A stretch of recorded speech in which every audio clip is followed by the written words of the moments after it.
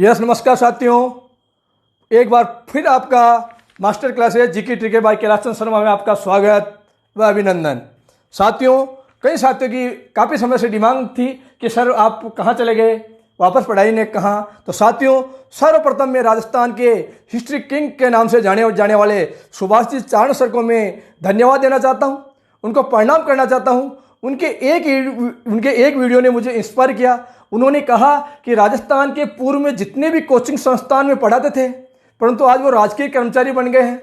आज वो कोचिंग में आ नहीं पाते हैं, परंतु माँ शारदा का उनके पास आशीर्वाद है, प्रसाद स्वरूप जो थोड़ा ज्ञान है उनको जहाँ कहीं पर भी हो किसी भी माध्यम से अपने साथियों में बांटें, और किसी भी साथी का यदि भविष्य निर्माण होता है तो उससे दुआएं मिलती हैं। इसी कारण साथियों, मैं वापस आपके मध्य में आया हूँ। आज मैं राजस्थान के इतिहास के तहत चौहान वंश के बारे में अध्यापन कराऊंगा। उससे पूर्व मैं आपका 1 मिनट का समय लेना चाहूंगा कि आपको बताऊंगा कि साथियों कि आरपीसी की परीक्षाएं पास करना कितना आसान है। आप देखिए साथियों, आप ये देख रहे होंगे कैलाश चंद्र शर्मा, ये एसएससी का है, कर्मचारी चयन आयोग जिसमें सब इंस्पेक्टर का है। इसके बाद ये तृतीय श्रेणी अध्यापक, आप देख रहे होंगे कि ये इसमें 24वीं रैंक है कैलाश चंद्र शर्मा, ये 24वीं रैंक है। अजमेर डिस्ट्रिक्ट में पहली रैंक थी। इसके बाद ये आप देख रहे होंगे 61वें नंबर पे कैलाश चंद्र शर्मा स्नो शिवकांत शर्मा, ये सेकंड ग्रेड की है। आप ये देख रहे होंगे उसके बाद असिस्टेंट एग्रीकल्चर ऑफिसर सहायक कृषि अधिकारी का यह विस्तृत आवेदन पत्र है। साथ ही इसका कॉल लेटर तो कहीं काम आता नहीं, कहीं खो गया। जब आप रिटर्न क्लियर हो जाते हो उसके बाद विस्तृत आवेदन पत्र भरना पड़ता है। इसके बाद 2-4 और भी है कॉल लेटर, परंतु काम आते नहीं साथियों। ये आपको जितने भी कॉल लेटर आपको दिखाने का मेरा उद्देश्य ये है कि आप में भी वही क्षमताएं हैं। मात्र एक बार डू एंड डाई, करो एंड मरो के हिसाब से मात्र 4 महीने आप अध्ययन कीजिए, निश्चित रूप से सफलता आपके कदम चूमेंगी। साथियों, मेरे पे विश्वास कीजिए, जितना मैं आपको अध्यापन करूंगा उसका मात्र 60 से 70% अध्ययन से ही मैंने 8 बार परीक्षाएं पास की, उसमें भी मेरे डिस्ट्रिक्ट में और मेरे संभाग में मेरी पहली रैंक आई है। साथियों, आज मैं ज्यादा समय व्यर्थ नहीं करते हुए चौहान वंश के बारे में अपनी बात रखूंगा। साथियों, चौहान वंश के बारे में जहां तक आप देखिए, राजस्थान में चौहान वंश, आप देखिए स्थान देखिए, यह स्थान है सांबर। यह स्थान क्या है साहब? सांबर। सांबर झील के आसपास, सांबर झील के आसपास का क्षेत्र प्राचीन काल में सपादलक्ष के नाम से जाना जाता था। सांबर, सपादलक्ष, और इसी को ही शाकंभरी कहते हैं, शाकंभरी। प्राचीन समय में सांबर के आसपास का क्षेत्र सपादलक्ष के नाम से जाना जाता है। यहीं पर ही वासुदेव चौहान ने 551 ईस्वी में कितना रुपया को प्रसाद चढ़ाए थे? 51 रुपया को। परंतु अड्डा कितना रुपया को चढ़ानो? 551 रुपया को। अतः 551 ईस्वी में वासुदेव ने शाकंभरी के चौहान वंश की स्थापना की। साथियों, शाकंभरी के चौहान वंश की स्थापना की। इसीलिए वासुदेव को मूल पुरुष, आदि पुरुष व संस्थापक, कभी परीक्षा में प्रश्न आ जाए साथियों कि निम्न में से चौहानों का मूल पुरुष किसे कहते हैं, चौहानों का आदि पुरुष किसे कहते हैं, चौहानों का संस्थापक किसे कहते हैं, तो आंसर लगाना वासुदेव चौहान। फिर परीक्षा में आ जाए कि निम्न में से चौहान वंश की स्थापना करने वाला कौन था, तो वासुदेव चौहान। कब की? तो 551 ईस्वी में। साथियों, शाकंभरी की अब इसकी एक राजधानी भी होती है। राजधानी थी अहिछत्रपुर नागौर। अहिछत्रपुर जो नागौर में है वर्तमान में, नागौर साहब। यही जांगल प्रदेश की जो बीकानेर का स्थान प्राचीन काल में जांगल प्रदेश कहलाता था, उसकी राजधानी भी ये थी। साथियों, अब ये देखिए, यहां पर शाकंभरी में तो यहां पर चौहान थे। इसके अलावा और चौहान कहां थे? यहां देखिए साहब, यह जालोर। क्या है साहब? जालोर के चौहान वंश का संस्थापक था कीर्तिपाल। अब जालोर में यहां पर ही एक स्थान है और नाडोल का था लक्ष्मण। अब परीक्षा में प्रश्न है, आप कैसे याद रखेंगे? देखो सर नाग कौन काटियो? लक्ष्मण काटियो ने, तो आपने याद रह जाई नाडोल को लक्ष्मण, जालोर का कीर्तिपाल। और एक यहां पर सिरोही है, सिरोही में भी चौहान वंश था। सिरोही का था लुम्बा। साथियों, लुम्बा हो या लुम्बी, किसी प्रकार मात्र 2 महीने जब तक परीक्षा में याद हो जाए तब तक याद रखना है। परंतु ज्यादा अभी तक किसी परीक्षा में, एक और यहां पर भी है रणथंभौर में था गोविंदराज। कोई नहीं है, पृथ्वीराज चौहान तृतीय का पुत्र था गोविंदराज। अब देखिए, अभी तक जहां तक दोनों परीक्षा में केवल यहां से प्रश्न पूछा था कि चौहानों का मूल पुरुष का आंसर गया वासुदेव। फिर एक बार कांस्टेबल में प्रश्न पूछा गया तो रणथंभौर के चौहान वंश का संस्थापक का आंसर गया गोविंदराज। एक बार आप पुनः आप देखिए साहब, कैसे पढ़ोगे आप? सभी की दृष्टि बोर्ड पे आनी चाहिए। आपको पढ़ना है कि प्राचीन समय में सांबर के आसपास का क्षेत्र सपाद लक्ष कहलाता था। सपाद लक्ष की राजधानी अहिछत्रपुर नागौर थी। इसी सांबर के आसपास के क्षेत्र पर वासुदेव चौहान ने 551 ईस्वी में चौहान वंश की स्थापना की। इसीलिए वासुदेव को चौहानों का मूल पुरुष, आदि पुरुष, संस्थापक कहलाता है। इसके अलावा भी चौहानों की अन्य शाखाएं हैं, जिनमें जालोर शाखा में जालोर की चौहान शाखा का संस्थापक कीर्तिपाल था, नाडोल की शाखा का लक्ष्मण था, सिरोही की शाखा का लुम्बा था तथा रणथंभौर की शाखाओं का गोविंदराज था। इसी पर ही वासुदेव ने अपनी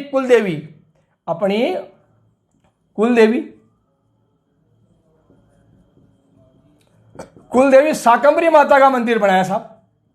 शाकंभरी माता का मंदिर। अब देखिए साहब, परीक्षा में प्रश्न आ जाए कि शाकंभरी निम्न में से चौहानों की, शाकंभरी के सांबर के चौहानों की कुलदेवी, तो आंसर लगाना शाकंभरी। कहां है साहब? अब देखिए, यहीं पर भी इन्होंने देवयानी मंदिर, यह भी परीक्षा में पटवार में आया। यह भी किस में है? यह भी सांबर में है। साथियों, कहा जाता है कि एक समय अकाल पड़ गया तो यह शाकंभरी देवी वहां पर फल फूल अपने खिलाती थी, इसीलिए धीरे धीरे ये शाकंभरी माता के नाम से जानी जाती है। परीक्षा में पटवारी में प्रश्न आया एक बार, देवयानी मंदिर या तीर्थ कहाँ है? तो आंसर क्या? सांबर में। शाकंभरी माता का मंदिर कहाँ है? सांबर में। शाकंभरी माता का मंदिर किसने बनाया? तो आंसर गया वासुदेव ने। इसी के देखिए, याद हो जाएगा साथियों। देखिए एक बार पुनः नजर, निम्न में से 551 ईस्वी में वासुदेव ने चौहान वंश की स्थापना की तथा अपनी कुलदेवी शाकंभरी माता का मंदिर बनाया तथा अपनी राजधानी अहिछत्रपुर नागौर को बनाई। अब इसके बाद कीर्तिपाल जालोर की शाखा का, सभी इधर देखिए साथियों, लक्ष्मण नाडोल की शाखा का, लुम्बा सिरोही का, और यह पृथ्वीराज चौहान तृतीय का पुत्र है गोविंदराज, जिन्होंने 1194 ईस्वी में रणथंभौर के चौहान वंश की स्थापना की। अब देखिए साहब, अब देखिए बिजोलिया शिलालेख। अब देखिए, अब इनकी उत्पत्ति के बारे में भी कुछ मत है। सबसे पहले एक है साहब पृथ्वीराज रासो, इसका लेखक है चंद्र बरदाई। पृथ्वीराज रासो के अनुसार चंद्र बरदाई कहता है कि यहां पर माउंट आबू है, माउंट आबू में यज्ञ कराया गया।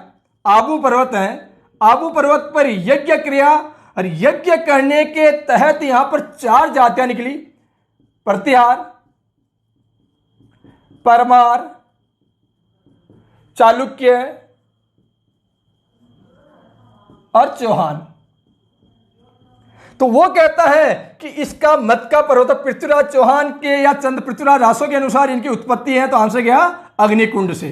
ध्यान लगाना, परीक्षा में प्रश्न आया मित्रों, गलती मत करना। अग्निकुंड आ जाए। चंद्र बरदाई के अनुसार चौहानों की उत्पत्ति किससे हुई?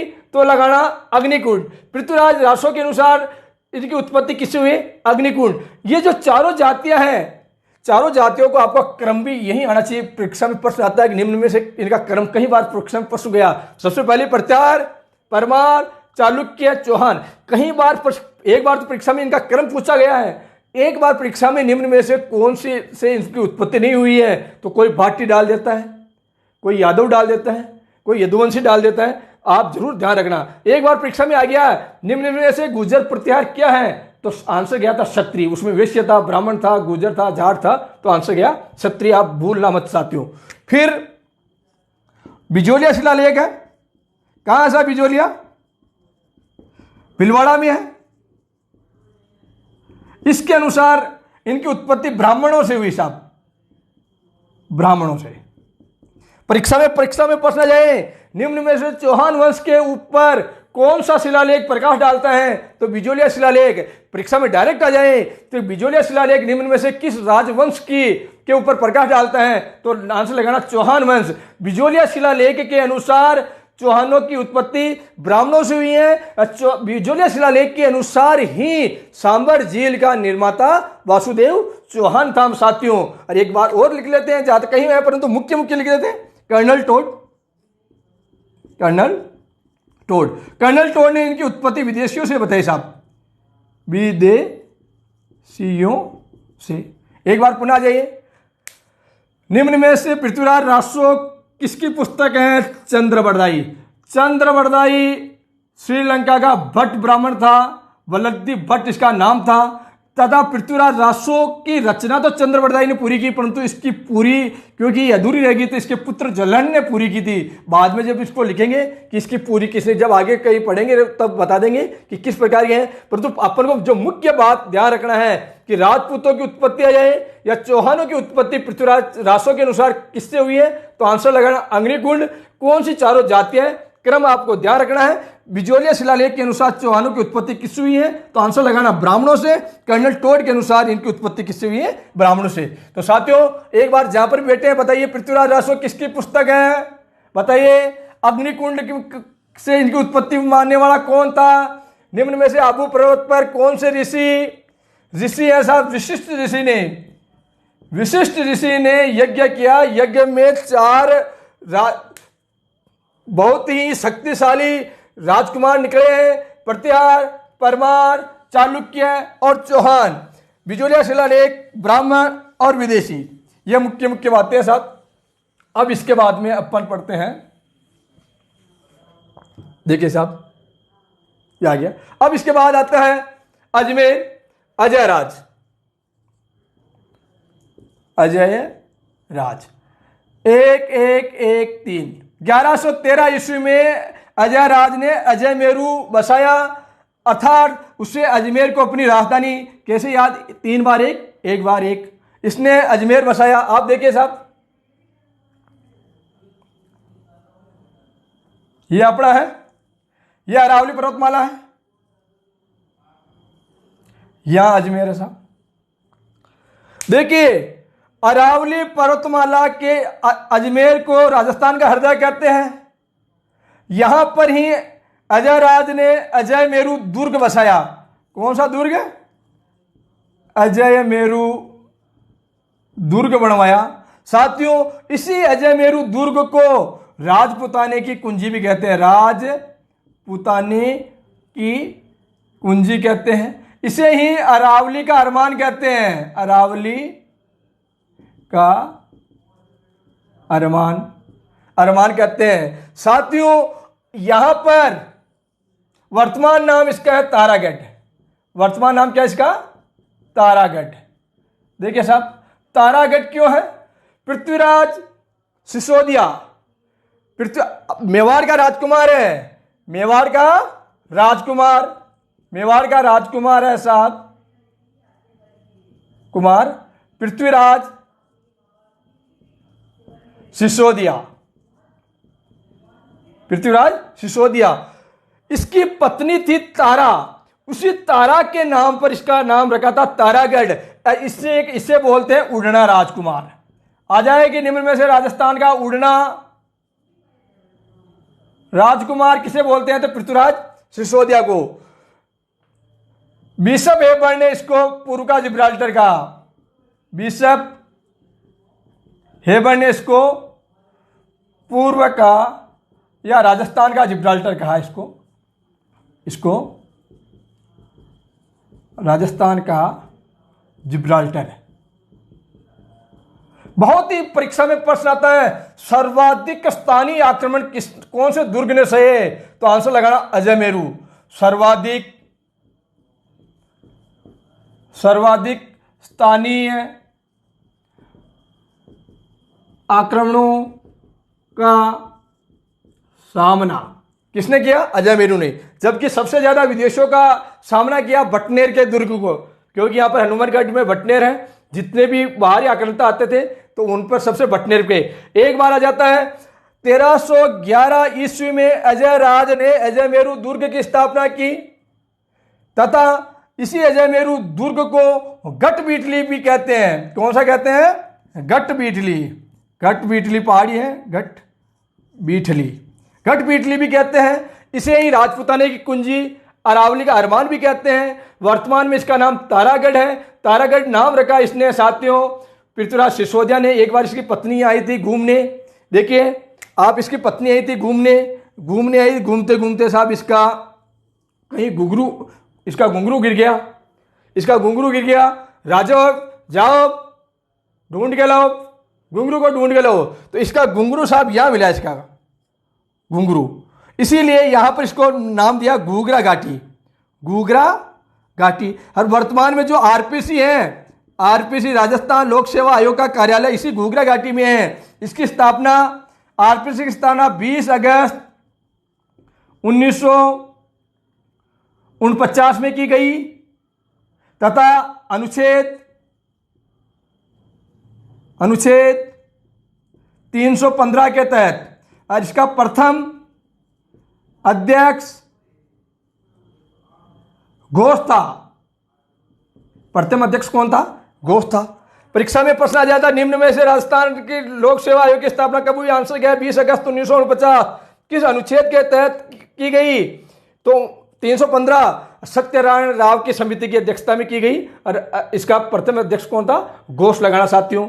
अब देखिए साहब, जहां तक मुख्य बात है, परीक्षा में आ जाए कि 2-4 नोट और लगा दो, कोई पैसा नहीं जाता है, नोट लगा दो साहब। अपना उद्देश्य है साथियों कम से कम ज्ञान में पूरा का पूरा पेपर अधिक से अधिक प्रश्नों को टच करें और कोई भी प्रश्न आ जाए तो अजमेर की स्थापना आ गई। अजमेर की स्थापना क्या लगाओगे? 1113 ईस्वी लगाओगे।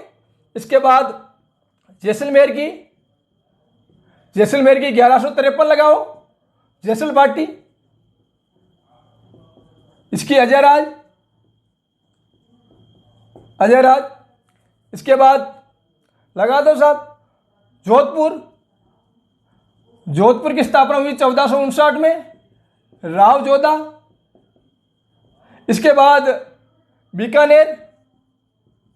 बीकानेर की स्थापना हुई 1488 में। बीका, राव जोधा का छोरा बीका था, इसने की। फिर लगा दो सिरोही, लगा दो। सिरोही की स्थापना हुई थी 1425 में, सहसाराम। इसके बाद और लगा दो, कोटा लगा दो। कोटा 1625 में, माधोराज कर दो। जयपुर लगाओ, जयपुर को बहुत इंपॉर्टेंट है। जयपुर की तो पूरी तिथि याद रखो, 18 नवंबर 1727 ईस्वी। देखिए साहब, क्योंकि एक साथ अधिक सारा का सारा ज्ञान को समेट लीजिए। क्या बोलोगे? अजमेर की स्थापना 1113 में अजय राज ने की। जैसलमेर की स्थापना 1153 में जैसल बाटी ने की। जोधपुर की स्थापना 1459 में राव जोधा ने की। बीकानेर की स्थापना राव बीका ने 1488 में की। सिरोही की स्थापना 1425 में सहसाराम ने की। कोटा की स्थापना 1625 में माधोराज ने की। जयपुर की स्थापना 18 नवंबर 1727 में। एक और कर दो, भरतपुर की स्थापना 1733 में सूरजमल ने की।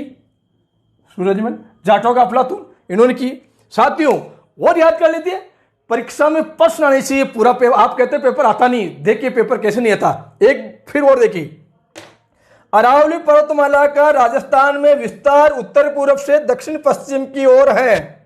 अरावली पर्वतमाला का विस्तार राजस्थान में उत्तर पूर्व से दक्षिण पश्चिम की ओर है। अरावली पर्वतमाला का प्रारंभ गुजरात के पालमपुर के खेड़ ब्रह्मा से प्रारंभ होते हुए दिल्ली तक जाता है। इसकी कुल लंबाई 692 किलोमीटर है, जिसमें से राजस्थान में इसकी कुल लंबाई 550 किलोमीटर है, जो कुल लंबाई का 80% भाग है। अरावली पर्वतमाला की लंबाई, इसकी चौड़ाई व ऊंचाई उत्तर पूर्व से दक्षिण पश्चिम की ओर आने के बाद इसकी ऊंचाई भी बढ़ती है और चौड़ाई भी बढ़ती है। परीक्षा में कई बार प्रश्न आया कि अरावली पर्वतमाला का राजस्थान में विस्तार है। फिर सेकंड ग्रेड में प्रश्न आया, निम्न में से अरावली पर्वतमाला की ऊंचाई व चौड़ाई किधर बढ़ती है? तो उत्तर पूर्व से दक्षिण पश्चिम की ओर बढ़ती है। पश्चिम की ओर इसकी नदियां अपना पानी अरब सागर में ले जाती हैं, पूर्व की इसकी पानी बंगाल की खाड़ी में ले जाती हैं। अरावली पर्वतमाला राजस्थान में जल विभाजक रेखा का कार्य करती है। अरावली का प्राचीन नाम अड़ावल है। यह प्री कैम्ब्रियन युग की है। ये सारी की सारी बातें हैं साथियों, आपको याद होनी चाहिए। जब आगे टॉपिक चलता रहेगा। आप आ जाइए। निम्न में से अजमेर की स्थापना किसने की? आंसर क्या लगाओगे साथियों? अजय राज ने। निम्न में से अजयमेरु दुर्ग की स्थापना किसने की? अजय राज ने। राजपुताने की कुंजी, अरावली का अरमान, राजस्थान का जिब्राल्टर किसे कहते हैं? गढ़पिटली दुर्ग किसका नाम था? आंसर क्या लगाओगे साथियों? यह लगाना। सर्वाधिक स्थानीय आक्रमण किसने सहन किए थे? लगाना साथियों। तारागढ़, अजयमेरु दुर्ग। आंसर लगाना। निम्न में से राव जोधा सबसे इंपॉर्टेंट जो तिथि है वह जयपुर वाली है। पूरी तिथि समेत तारीख समेत 18 नवंबर 1727। बाकी आप याद करना साथियों। अब देखिए साहब, आगे आ जाइए।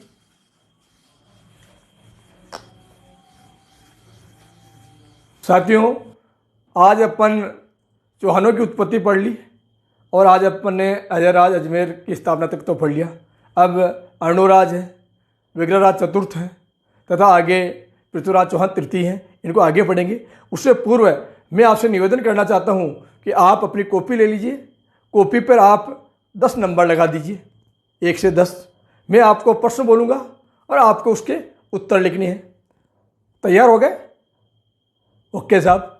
नंबर 1, निम्न में से कौन सा शिलालेख शाकंभरी के चौहानों के ऊपर प्रकाश डालेगा? नंबर 2, कौन से शिलालेख के अनुसार सांबर झील का निर्माता वासुदेव चौहान था? नंबर 3, शाकंभरी माता का मंदिर किसने बनवाया?